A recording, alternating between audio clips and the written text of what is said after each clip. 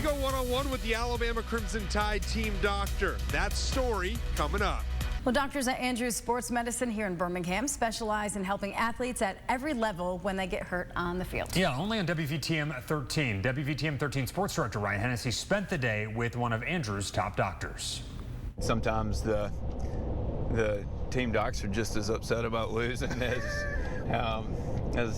the players. So I mean, because they're right, or we're invested in it too. So investment is an understatement. Dr. Norman Waldrop of Andrews Sports Medicine is a busy guy. On Fridays, he is the team doctor for Homewood High School. On Saturdays, Waldrop is on the sidelines with the Tide. And on Sundays, he is in New Orleans as the Saints team doctor. We joined Dr. Waldrop on his trip to Tuscaloosa for the third Saturday in October.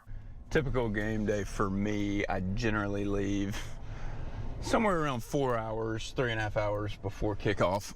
We met Waldrop at his home in Mountain Brook to head to Bryant-Denny Stadium. I have to be there 2 hours. I got to be in the locker room when the team gets there, which is 2 hours before. So today it's a 2:30 game. So the team can get to the locker room at 12:30. Once he arrives at the stadium, it's a familiar journey down the Walk of Champions. Back of the pack for the doctors, but his role is one of the biggest on the team. So when we go in the locker room, we know who we need to see, what we need to do, and we get that knocked out. Most of our work as the team doc, so Dr. Kane and myself, and Dr. Stewart, who's our primary care team doc, is done in the first, I'd say, 30 to 45 minutes. Dr. Ray Stewart, the primary care physician for the team, Dr. Lyle Kane, an orthopedic surgeon with Andrews Sports Medicine, and of course, Dr. Waldrop, whose specialty is feet and ankles.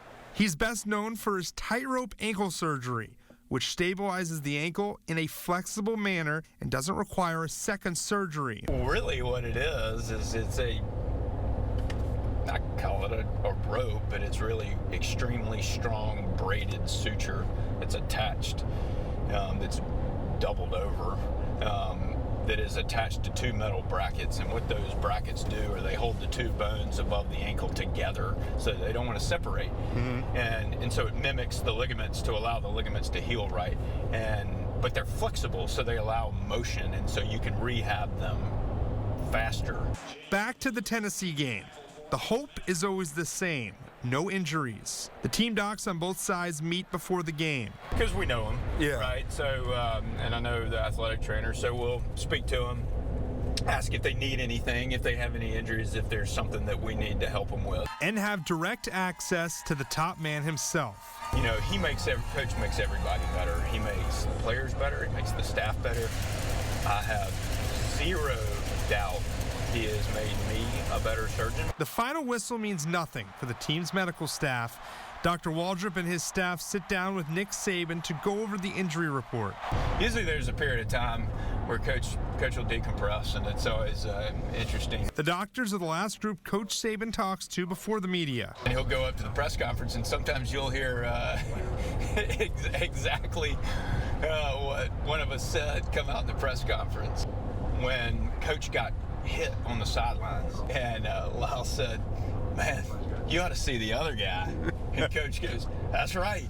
And he goes, "I didn't even have to go to the 10. You ought to see the other guy. And I took one of the hardest hits of the entire game, and unlike some of our players who had to go to the medical tent, like I always say, they don't make them like they used to. And once the lights are out at Bryant-Denny, Dr. Waldrop returns to Birmingham, where sometimes the neck surgery can wait. And if it's an Alabama player, where Coach Saban does drive us is, he wants it done yesterday. And that was Sports Director Ryan Hennessey reporting. Just because Dr. Waldrop is the team doctor for the Tide doesn't mean he is limited to just Alabama. A few days before that interview with Ryan, he performed surgery on Georgia star tight end Brock Bowers.